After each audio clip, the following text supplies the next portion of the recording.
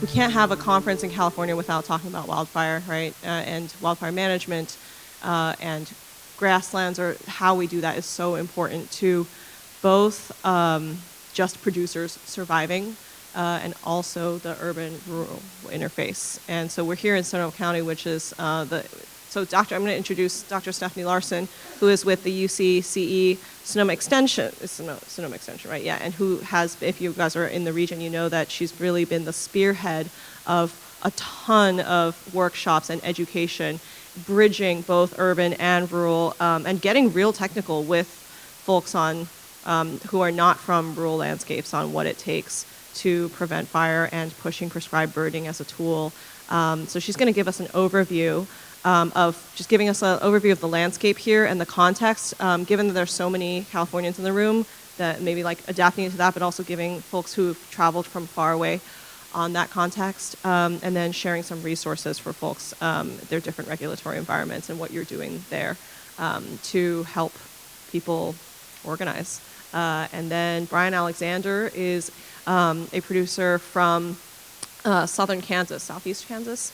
South Central Kansas. And I met Brian 6-7 years ago. He was like one of my first real ranching friends. And like 3 months after we became friends, he had the Anderson Creek wildfire basically go straight through his ranch. And Brian is a burn boss as part of his Prescribed Burn Association as a firefighter, and he's going to be talking about prevention and like all of the technical stuff from a producer perspective on how to manage fire to prevent problems, and then how to recover after that. I'm going to turn it over. Good morning. I'm Stephanie Larson. I'm the UC Cooperative Extension Livestock and Range Management Farm Advisor. I've been in Sonoma County for over 30 years. I'm sure you're all familiar with the Cooperative Extension, but we are an extension of the UC system, and I cover Sonoma and Marin counties. And I want to apologize in a sense for the rain, but this is our new norm. These heavy rains that we're having, and we've had them all season long, and so what you're seeing is we've had anywhere from catastrophic fires in 2017 to our norm of flooding, which we just had a couple of months ago in the Guerneville and West County area. And so what we're seeing is that there is definitely climate change going on, and how can we use agriculture as a tool to manage that? So following the 2017 fires, the Nuns and the Tubbs, that was at the time the worst fire in California history, and unfortunately Paradise beat us last year.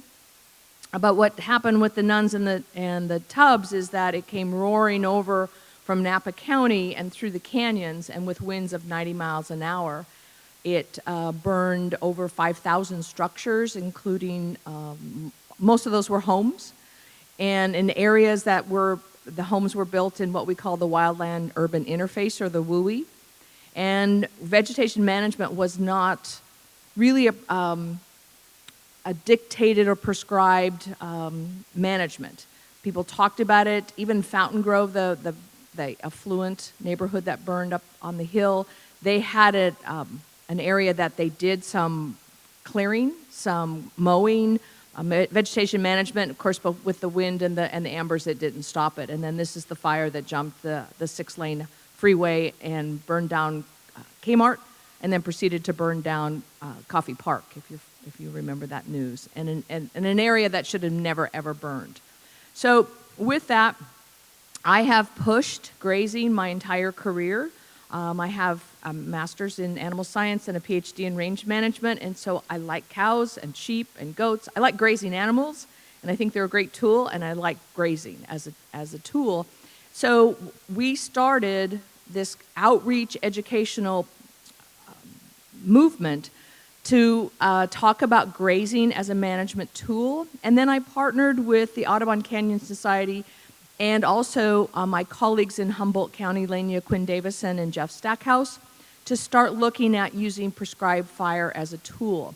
Now, I've talked in the past, I've had CAL FIRE, Marshall Thurber come and talk about fire, and he's old school firefighter, and he talked about fire as a tool and how important it is to use as a preventative.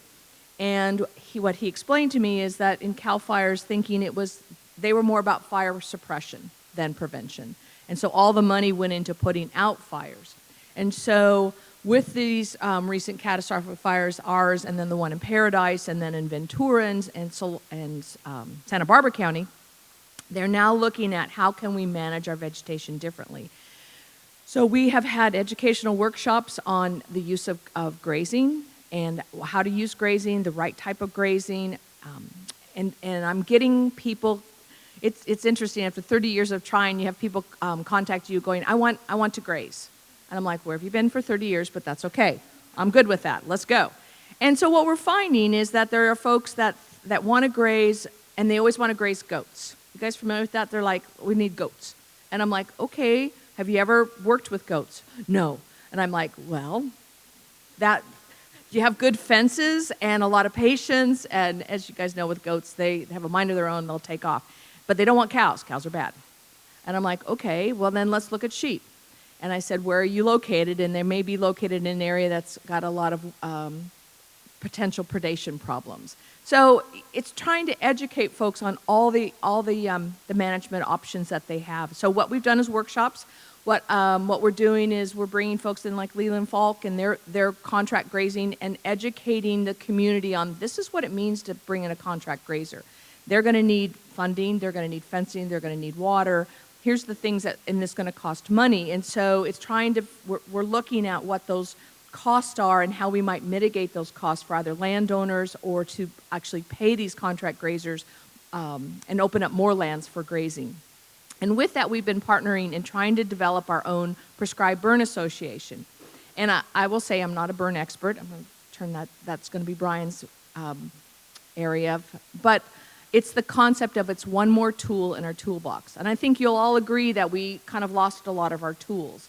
I mean, our tools used to be prescribed fire and grazing and mechanical thinning and chemicals. And people are moving away from chemicals, and then you're in California, and God forbid we'd cut a tree. So we've removed mechanical thinning. So it's like, what does that leave us? Catastrophic fires. So I'm taking this opportunity to educate people on what the tools are and how much they are and how you would choose which tool to implement based on your goals. So depending on what your vegetation goals are, people may want old trees, they may want tan oaks for acorn production. It may be more of a spiritual kind of thing. It may be more of a production standpoint. I want fat cows, and everything in between, and helping people to work through that and then picking the best tool for that. So what I'm finding is that the prescribed fire, everybody's like, I think because it's sexy, everybody's into it. Yeah, prescribed fire, that's the greatest thing, until we start to try to light a match. And then, oh, we can't do that. No. It might get away from us. Or there's smoke. And I understand people see smoke and there's a lot of stress with that, and I get that. But it's a different smoke, it's a controlled management. And so what I'm finding is that it may not be the landowners that I need to educate, it's the public that I need to educate. And let them understand and tying in the whole working landscape aspect of how we manage our lands, how we tie in the whole soil health, carbon sequestration, water capture, wildlife, biodiversity, those kind of things, and using our tools, we can improve that and reduce catastrophic fire issues. So I think it's a social issue. I mean, there's the logistics of going through burn plans and burn bosses and smoke plans, and it's California, but I think it's a bigger social issue that we have to deal with in an educational kind of standpoint of how do we educate the public that if you're going to build your house in an area that's bound to burn in the wildland-urban interface, you've got to manage your vegetation around it. Now, the County of Sonoma is putting in an ordinance that will mandate that you have to keep a 500-foot buffer around your house, but that's only complaint-driven. So there's not enough people to go out once you make a complaint to go enforce that. So why are we doing enforcement? Why aren't we just incentivizing and looking for payments for that? So I'm happy to discuss all these issues, but we're starting with education. We're starting with, we've got a lot of fire research on if we want to control different vegetation types, Medusa head, different brush. on when to burn and how frequently to burn, and we're wanting to apply that. And then that's the afterburn management. And so a lot of times we had the catastrophic fire, and now we're seeing a lot of Scotch broom encroachment. So we can't just walk away from that. So that's what's going to take over. So it's this whole, we've got to have a long-term plan. It's just not a one and done. And so with prescribed fire, it's going to be an ongoing process that we can't just burn. We might need to come back and graze, or we burn 2 years in a row and then graze. But we really need to start looking at how we manage our working landscapes to prevent the catastrophic fires from occurring, but also providing the ecosystem services and increasing those for the long term. Can you talk a little bit about the resources that are available that you've been working on for helping people with prevention strategies? So we're with the University of California, so we're providing a lot of our research-based information. So we're bringing in, research that's been conducted, applying that. We're providing the educational workshops. We've had workshops, all over Sonoma County, Napa County, bringing in folks from all over. We're also partnering with our partner NRCS, Natural Resource Conservation Service, and so working with them as far as providing the ability to help them write conservation plans or to apply for EQIP funds, and looking at that fire is one of the practices that's paid for through NRCS, and so prescribed fire, prescribed grazing, and looking at vegetation management. We're looking at applying for different grants to help people to do some pilot projects. We've got a lot of support from our tribes, our Native American tribes here, because fire was one of their tools, and so we have a fairly active tribe association here, and so they're putting in some money into training employees, and we're providing fire training. Is it Fire One? It's the beginning fire training, and it's again, I don't know about fire. Ask Kyle. Yeah, Kyle. Anyway, so it's and we're providing the PPE, the personal protective equipment, and then the Audubon Canyon is providing the equipment that you would need for putting on a prescribed fire. So we don't want that to be the stalling point, is that they don't have the equipment. We're bringing in volunteer fire departments to work with them. So we're providing as much training as possible to at least people know how to use fire, they're comfortable with using fire, and then helping them work through the process of, okay, I'm going to burn something, and do we want to do it on their own? Do they want a burn boss? Where can we find some money to offset the burn boss? And then actually working with CAL FIRE. California is looking at, their legislation is looking at trying to increase the amount of lands that CAL FIRE is burning this year. And so that's helping, but it's not going to put a dent in what's required. Thank you.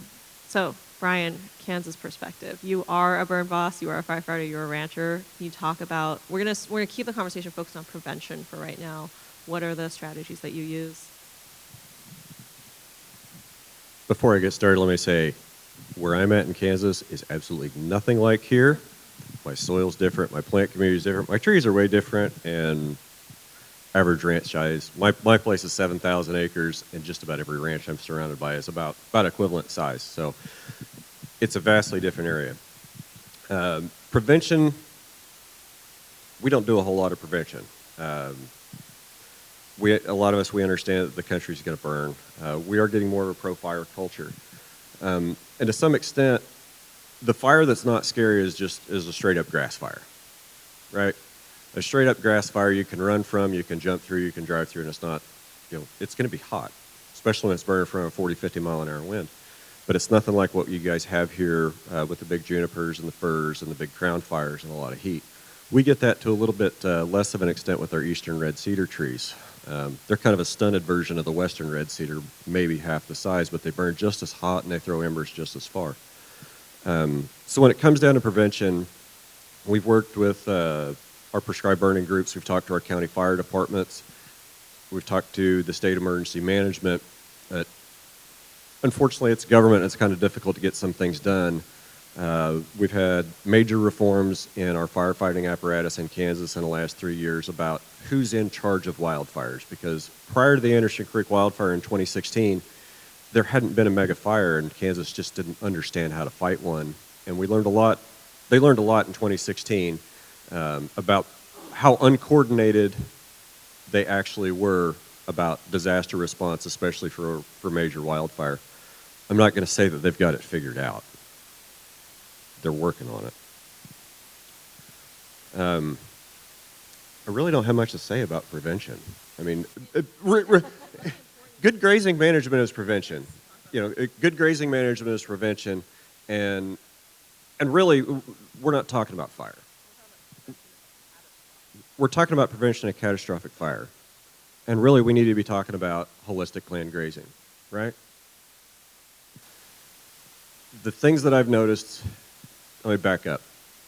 When I was 8, I'm 40 now. When I was 8, my dad gave me a drip torch and said, "Walk down that fence, go that way, till I tell you to stop."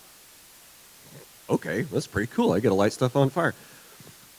It's 32 years ago, and I haven't stopped since. As Christine said, I am a burn boss. I helped found the Kansas Prescribed Fire Council. I was the original I was the organizing chairman on the steering committee. Then I was a steering committee chairman for the first 2 years after we fully formed that body. I also helped found the Kansas Prescribed Burn Association. Sounds like the same thing, but they're not, right? So we put all the government and NGO people, we put them on the Prescribed Fire Council, so they're out of my hair. And we have the Prescribed Burn Association. We have a statewide Prescribed Burn Association that holds the 501c3. So we only have to have one to get nonprofit certification for all of our daughter chapters of the Mother Association. And I think we have 13 now around the state, and of those, I've probably been involved in setting up at least half. So I have little experience in fire. But the more I'm around fire and the more I see, my personal experience, like I said, I was completely burned out in 2016, and I put something on Facebook. And the day Christine's calling me, she says, "What can I do to help? What can I do to help?" And I said, "Well, nothing. You already built Pasture Map, and that's good enough. It's going to help me track a lot of my forage recovery through this cycle and keep track. And it's going to be it's going to be great to be able to have that record keeping that information." She said, "Oh, well, okay. Can I come out?" I said, "Yeah, sure." So we made plans, and she came out later that August and put on some workshops and helped some of the other producers in the area and introduced them to the tool. I don't think any of them used it, which is just an absolute crying shame. So Anderson Creek wildfire, it was just a little over 3 years ago. The fire started the 22nd of March, burning on about 25 miles an hour of wind, 85 degrees, and 10% humidity. Our county fire department managed to stop the fire on a highway for about 8 hours. And as we got into Wednesday morning, early hours Wednesday morning, that wind shifted from straight out of the south, started shifting to the southwest and then to the west.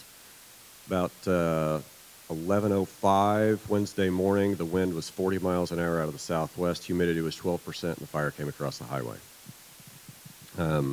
By the time it was all said and done, Anderson Creek wildfire burned 363,000 acres. I don't have a number of how many livestock were lost. It's a bad number, but it's not that bad compared to some of the other things that have happened. Fortunately, we didn't have any loss of life in Anderson Creek wildfire, but we did have 11 structures lost. 363,000 acres, and we lost 11 structures. We live in a very sparsely populated area. Of the 11 structures that were lost, I know where all of them are, and I've been to all of them. Every house that burned had junipers within 10 feet. You know, we talk about urban wildland interface, and that's critical. You know, that's got to be the defensive zone. You know, you can't fight a wildfire that comes into town with front of 50-mile-an-hour winds. There aren't enough fire departments in California to fight that. There's not enough fire departments in Kansas to fight it. There's not enough fire departments in the country to fight a fire like that. And I think we've all seen that when we have these big catastrophic wildfires, there's one thing that puts them out, and it's not us. We might be able to herd it in a specific direction, but the overall extinguishing agent on these big megafires that we've all had and experienced in the last 3 years has come from the sky. Until humidity rises above 20%, your extinguishing efforts are almost going to be ineffective. It doesn't matter how much water you put on that piece of thatch when the humidity is 20%. It's not going to go out. You're going to have to come back, and it's going to be on fire again. So how do we address prevention and mitigation and recovery? What I've noticed in the wildfires, and my neighbors, is, I'm not going to lie, none of them are here. I don't have very many neighbors that are good managers. I have some that are okay. I'm not going to name any names because it's going to be on YouTube. But what I have noticed is the neighbors that actually had been grazing properly, we all recovered fine. We all have good grass. Place looks great. The people that do what I call Columbus-style management, which is, just throw them out in the big 500-acre pasture and let them sit there for 6 months and then go discover them. I really need to change that because Columbus didn't discover anything. He just got lost. So I need to come up with a new term for that. So the people that did the Columbus-style management, my dad has a saying. He says, short grass, short management, tall grass, tall management. So the people with Columbus-style management, I can drive by their pastures now and see where they overgrazed the year after the fire. It still looks overgrazed and degraded. So it's not just what you do on burn day or the day your place burns. It's what you've done for the years prior to that. And good management, good grazing management, builds good soil health, a good community, a good resilient community in your soil. And then all it takes after that is just moisture and time. Just be patient. And that was the biggest thing to get some of my neighbors to understand after Anderson Creek, especially the ones that don't have a long history with fire. Just tell them, hey, just relax. It'll rain. It will rain and we will grow some grass. Don't know how long it'll take to get any rain, but it'll happen eventually. And it did. So, collectively, we're learning that fire is not this huge, massive, destructive thing that we all thought it was, that it's not going to ruin our rangelands. What it does ruin is a lot of fence. I had to replace 150 H braces in my fence in 2 months. That was huge. All right, I want to transition a bit to recovery. And can you talk about the recovery experience here in California and Kansas? Okay, so recovery. I talked about having to rebuild a lot of my fence. I have 44.2 miles of barbed wire fence on the ranch, and I have 18.6 miles of electric fence. I had to go over all of it. Oh, Christine asked how many employees I have. You're looking at him. I'm a one-man show. But fortunately, through the power of Facebook and social media, I had a lot of outpouring of people who wanted to come help. So I took advantage one weekend of a very large labor force, and I set up an assembly line in the yard, and we were building prefab H braces at the rate of about one every 6 minutes. I had like 6 or 7 welders, guys running cutting torches. I had one guy, his whole job was to run the skid steer just to move pipe and move finished H braces to the pile, and he was busy all day. I had guys that their whole job was to go to the yard, grab H braces, concrete, and water, and go deliver them out to the field. And then I had teams out in the field that were with skid steers, and there were teams of 4 or 5 people that were going around, and all they were doing, drill hole, put the corner in, put the concrete, put the water, wait 5 minutes, and leave. I had a team that set 4 of them in 17 minutes. So recovery. Obviously, after a catastrophic event like that, you have to take almost immediate stock of your livestock, if you have any. Fortunately, I didn't. Livestock needs obviously come first. Then after that, your next focus needs to be getting your infrastructure back in shape to where you can continue your operation. So inventory your water systems, inventory your fence systems, and start repairing. I was fortunate enough, I had access to enough labor.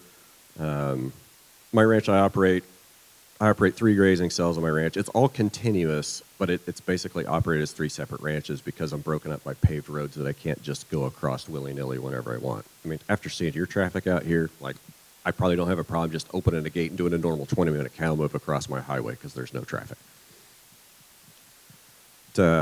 Of the 3 cells, you have to make a plan really quick when something like that happens, and you're less than a month ahead of the grazing season. So I'm calling clients saying, what do you want to do? Can you hold your cows? Can you find somewhere else to go? I'm calling neighbors saying, what do you need? What can I do to help you? I'll try to remember to circle back to that later because that one's kind of important. So the first cell we got back into shape, the fire was 22 through 26 March. By 15 May, only 2 weeks late, I stocked the first cell. So I was 2 weeks late stocking the first cell, and I was 6 weeks late stocking the second cell. And the third cell, I didn't stock it all during the growing season because I just didn't have enough time to get to the fence. I got to that fence throughout the summer while I was grazing the rest of the cattle, and we did a really big herd in the fall. Poured a lot of protein to them, let them go on dry grass, and beat it into the dirt. Fortunately, we had an ice storm. Had about a half-inch ice storm that winter, which took all this lovely 4,000 pounds of the acre of dry matter that I was growing and didn't eat and put it all on the ground. So I have fantastic litter cover down there. Forage production, I didn't see a difference. The forage growth I observed in 2016 matched super close to my truth forage growth curve based on rainfall and time of year. So again, it's, management's key. High stock density, planned grazing. It just seems like it's kind of almost the end all be all. Fix everything with your soil. High stock density and a lot of rotations, and a lot of rest. It sounds like a broken record, and we've been hearing that. We heard that on tours. We heard that all day yesterday. High stock density, a lot of rotations. It works, and it works for almost every problem that we face on the range and then out on the plains. To circle back, not necessarily relevant to the conversation, but one thing that I did in the aftermath of the fire, my neighbor to the north, we share 5.5 miles of fence. He's got about an 11,000 acre ranch total. Our fathers ran cattle together. We've grown up together. We've been partners for 9 years. One of my first phone calls was to Nate. And I said, Nate, whatever you do, don't sell cows. Whatever you do, don't sell cows. I know you might be short on grass this year. I will get a cell ready and take as many of your cows as I can as soon as I can and flash them around my grazing system to give yours time to rest. And that was probably one of the better things that I did. It was easy. It made money. We didn't have to bring them in on trucks. We just walked them across the fence. It allowed 3/4 of his ranch to be able to rest for almost 2 months while I grazed the majority of his cows in my high-frequency rotation system. He's not subdivided at all because he's on leased land. I own most of my dirt, so making investments in fences is a pretty simple thing for me. So don't forget about things like that if you are affected by wildfire or if you do have a neighbor that is. Reach out to your neighbors because there's no reason that any of us need to be in competition, right? The market's big enough for all of us to do the exact same thing and still make plenty of money. There's no reason any ag producer needs to feel like they're in competition with their neighbor because we're not. You're not. Work together, work with your neighbor, and your neighbor will work with you, and you build those good relationships with your neighbors. You build that fire culture. You build that culture of cooperating with cattle and with grazing. You build a culture of sharing labor. I haven't spent enough time here. I'm not going to say you guys don't have it, but we have a really strong culture where I am. We all help each other out. The week before I came here, I spent almost every day, the whole week that I came here, driving around one side of the county to the other, going to neighbors' ranches and driving around and checking burn plans, driving around, checking fire guards, going over burn plans, helping them write burn plans. I fly home tomorrow. Sunday, I have to spend all day Sunday getting my fire equipment ready. I have to go do a fire on Monday, and I have to go do a fire on Tuesday, and if the weather permits, we'll do one on Wednesday too. So I just want to, before I forget what Brian said, it very important is this idea that we haven't had fire here in Sonoma County on the west as much as he has, but it was this idea that when we had fire and a lot of the cattlemen lost grass. Our fire was in October, and as you know, we get rains in October, and then our grass turns green now, and then it dries up in June. So the concern was, and with public agencies, nobody really knew when to put the cattle back. Their first response was, we've got to take the cattle off. And as you're talking about with the public lands, it's like the cattle have got to come off, and maybe we give it a year or so to rest. And so what Brian was saying is about this idea that don't sell your cows. And so I had a producer that we had so much grass come back because we had precipitation after the fire, and it just took off.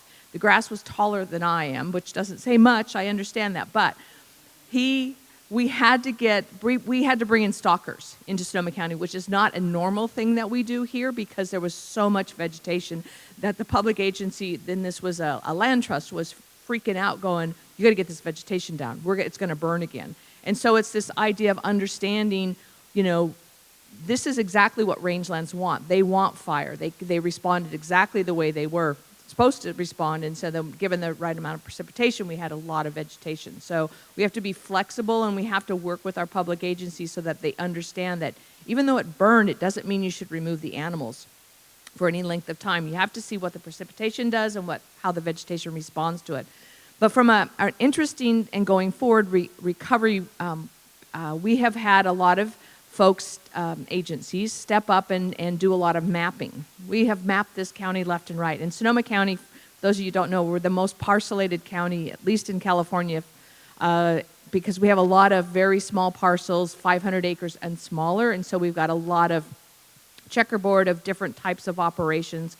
We're a larger cattle operation, very cow-calf, but small scale. A large operation would be 200 head. A few sheep operations, and then all the grapes and a variety of specialty crops. But what we found is in the mapping is that, and this is through NASA and LIDAR and stuff, is that where the fire burned, it burned less severe in the rangelands, in the working landscapes. And so what we're going to be looking at is trying to assess how were those landscapes managed, the rangelands managed, where they burned. Were they grazed? How were they grazed? What kind of residual dry matter did they leave? And then the other interesting part, aside from rangelands, is the vineyards. The fire literally stopped at the vineyards. And so it's this opportunity for agriculture to step up and say, we're a management tool for catastrophic fires. And so it's the ability to try to tell that story. We want to manage the rangelands, and in a sense that prevents all this encroachment of brush. And some of these areas, we've got folks that have deemed the land that needs to be forever wild, which means we don't manage it. And I'm like, that's management, not managing it. And so what that does is it's looking at all this brush encroachment and all these invasive species, and that just literally burned up. And then we have a riparian corridor ordinance that you have to fence out 100 feet back.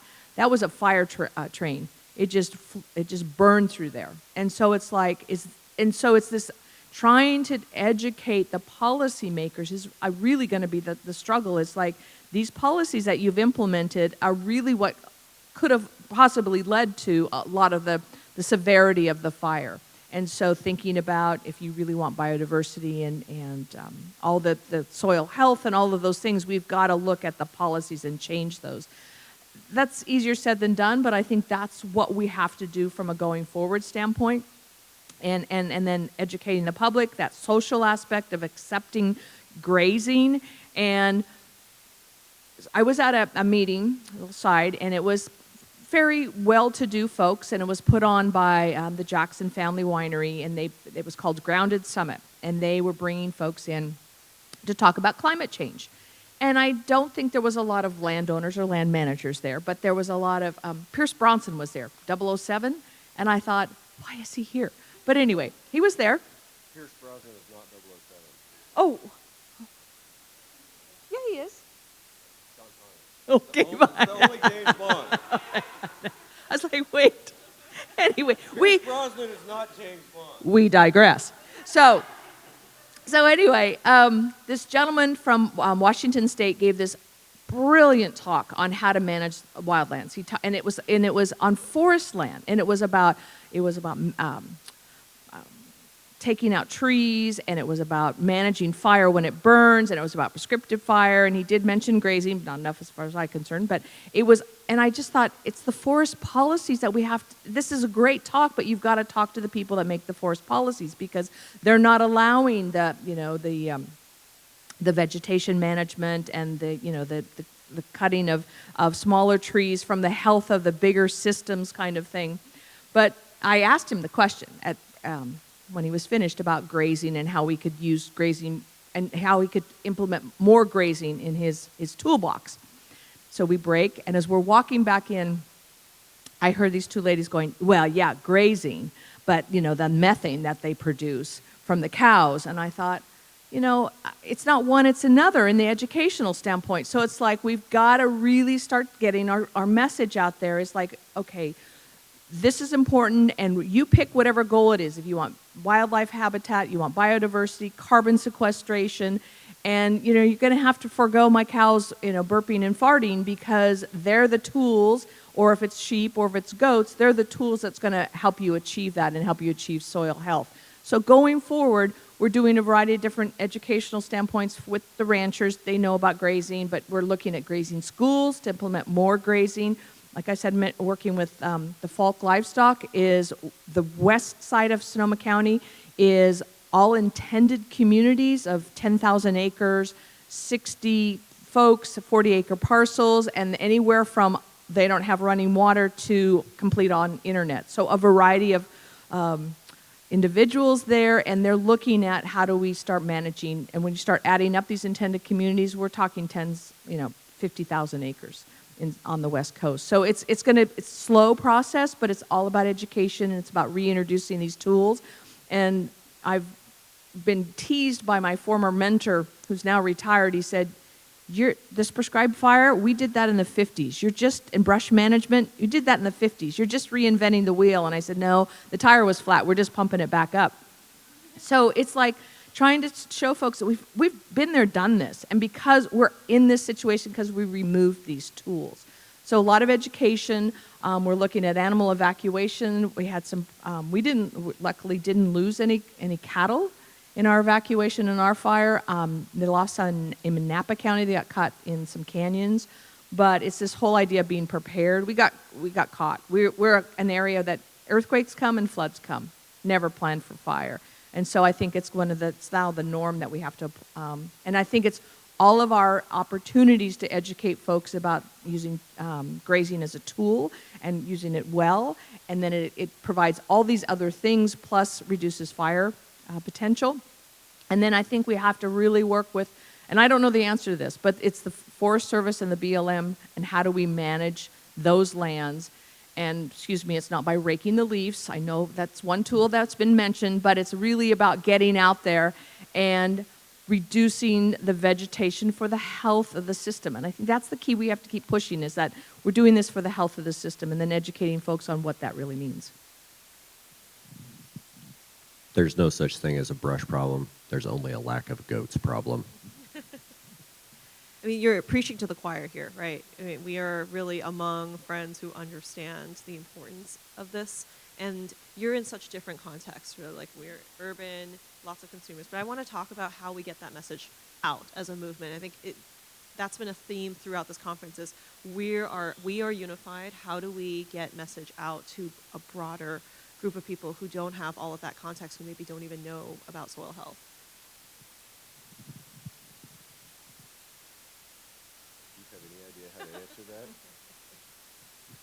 I don't have any idea how to answer that. But California has 105 million acres. 105 million acres. Worldwide, there's 40 million acres under some form of holistic planned grazing. California has 105 million acres.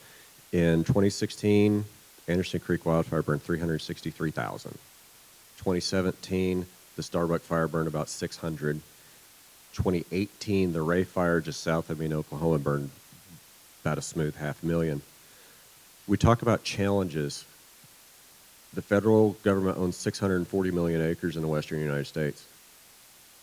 I don't know how much, I don't know what the land percentages are here in California versus state and privately owned, and the split between rural and urban. There's always some serious challenges with public education. Where I'm from, there's fire culture east of us, and we have a nexus of fire culture where we are. And in my area, the education effort's getting out there. We've got, we got to our media stations, we've reached out to reporters, and they all understand why we're burning now, and that information is getting out there. It's even kind of funny, since I've been here, there was an article and there was a news report that came out on one of the Wichita stations about smoke in the air, and a poster complained about it. One of my friends from Wichita tagged me, said, "Hey, well, maybe Brian Alexander will chime in here about why we burn." Well, I'm here and I don't have a whole lot of time to sit on Facebook, and I try to limit my screen time anyway. So by the time I looked at it, another person had commented and said, "Well, Jesse Coleman, this is why we burn." So I finally made a comment and like, "Yeah, well, Robert, you beat me to it." And then he came back with another link to like explain it more. And I read that and I was like, "Okay, Robert, you probably didn't know, but you're trying to preach to the bishop." That's kind of what it felt like. But not everybody knows that us producers have that fire culture, have that fire knowledge. And it's important to reach out to the public and educate them about the benefits of prescribed fire. Prescribed fire, prescribed grazing, that's how we save our soils. That's how we mitigate and minimize these wildfire risks.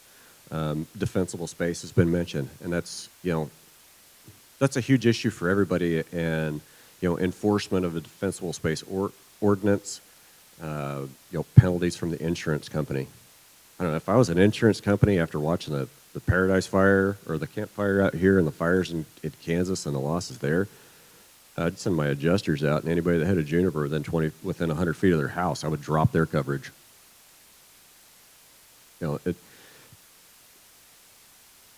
People want to build in an area because it's beautiful, but they don't understand what made it beautiful to begin with.